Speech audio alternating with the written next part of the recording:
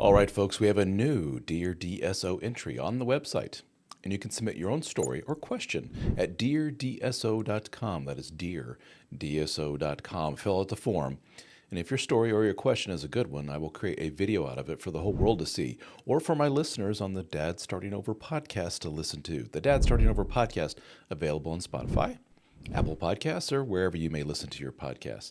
And by the way, if you're watching this on YouTube, if you could do me a big favor, down below, click on subscribe, click on like, leave a comment. It would help me out a great deal. Thank you so very much. Now on to today's submission, which comes from, we'll call him John.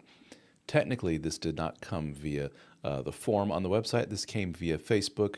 People send me submissions all the time and questions all the time via Facebook, Twitter, TikTok, any of those social media platforms, Instagram. Just search for Dad Starting Over, and you can send me a direct message that way. He says, "Hey there, sir." Well, hey there, John. I know you must get a lot of messages. Yes, I do. So I'll get right to it. Me and my parentheses now ex-girlfriend were long distance. She needed back surgery and was on a lot of pain meds post-op. Sorry to hear that.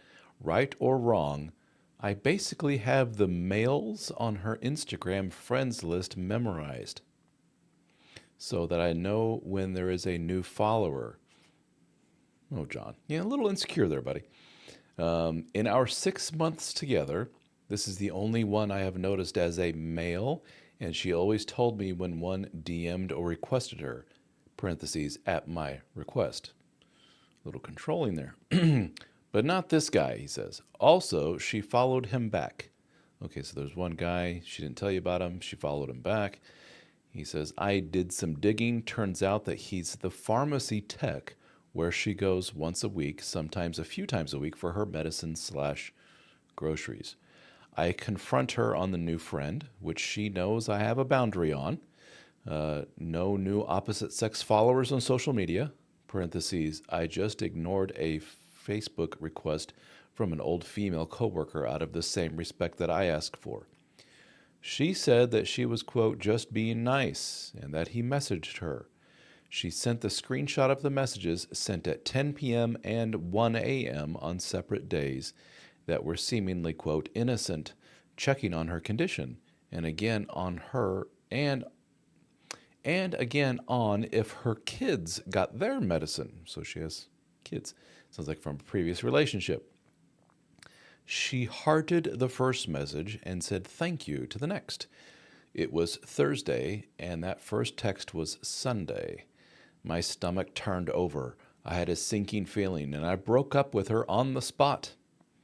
Now I'm questioning if it was something worth breaking up over. I'd appreciate your thoughts, as I'm still struggling. I've never been the one to call it off, as I think it hurts less to get hurt than to hurt someone like that. She said she was going to tell me, but she was afraid to, because I would, quote, think it was so much more than it was. Then why respond knowing how I would probably feel? So why respond to that guy if you know I'm going to be pissed about it, is what he's saying. Again, nothing nefarious confirmed, but the fact that she allowed a crack in the door that she denies was enough for me to eject. Okay, interesting one, and one that I get, and probably a lot of guys that have been hurt by women in the past get. And it sounds like you maybe have been hurt in the past. You say you've never been one to do the old breakup before, so this is your first being the break-upper, the person who dumps the other person. And over your experience with women in the past, you have developed a series of what you call boundaries, which are basically things that you will and will not put up with that happen to you, and you see this as something happening to you, that this person is potentially going to commit some infidelity, or I don't know where you're going with this, or just being secretive or whatever, but you know likey. So you told her up front, here's the deal. If you want to be my girlfriend, you have to tell me every time some person of the opposite sex sends you a friend request. Right away, I'm like, if I'm her, I'll be like, this sounds like you got some issues, dude, that you need to work on before you can get yourself a girlfriend. I don't think so. But she's like, okay, you got it, no problem. And you checked up on her repeatedly, looking at memorizing her friend list. I mean, all this is like, dude. Now, I and other dudes listening to this who have been down the road of being hurt by women will say, yeah, we get it. But there also has to be a part of you that says, I can't monitor another human being and control their behavior 24/7. That's not healthy. It's not good.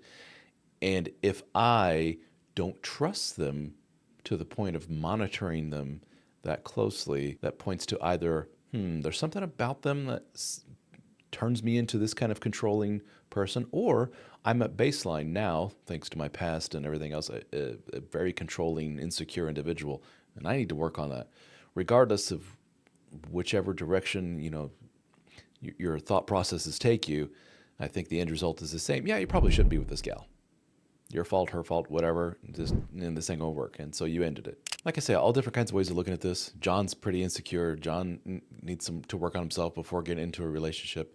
It's probably best for her that she's not in a relationship with John. Or John dodged a bullet and John has learned from his past transgressions, or his past experience with some of these other gals, that this is the kind of behavior that leads to not so good behavior that could hurt you in the long run, whatever it may be. There's no right or wrong here, except to say, this is your boundary. She violated it. You have, I would assume, really thought and really pondered this boundary, if you want to call it that.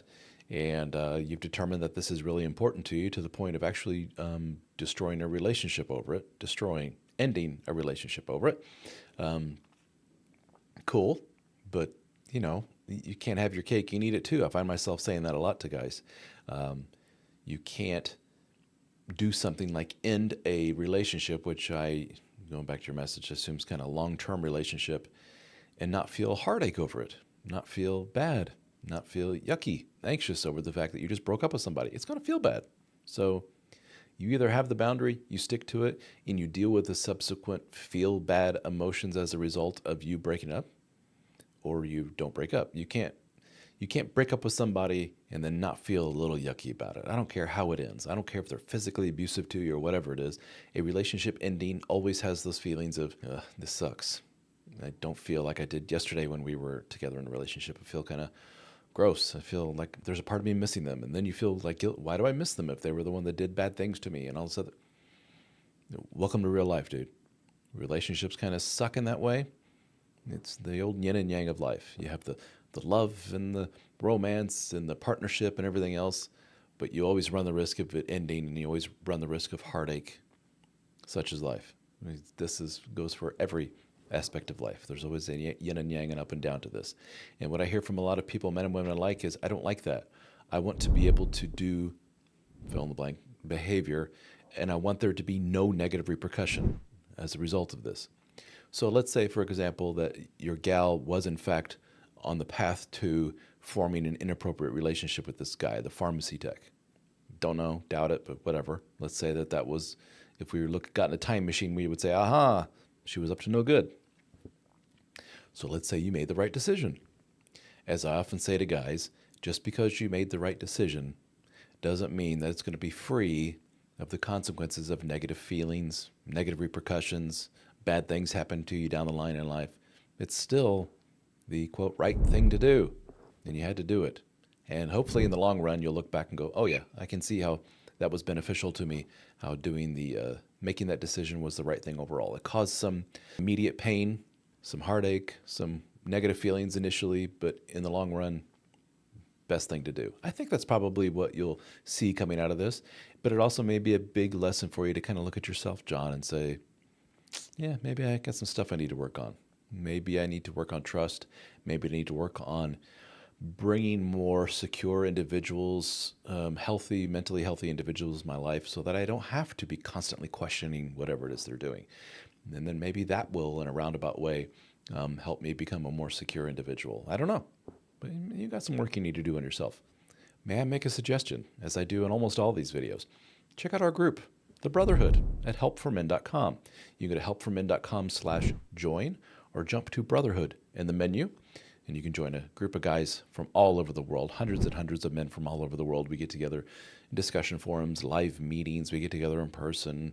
We have over 1,000+ hours of content available for our members, my books, all kinds of cool stuff. So check it out, The Brotherhood at helpformen.com. All right, John, thank you for writing in. I appreciate it. And thank you guys for watching, and we'll catch you on the next one.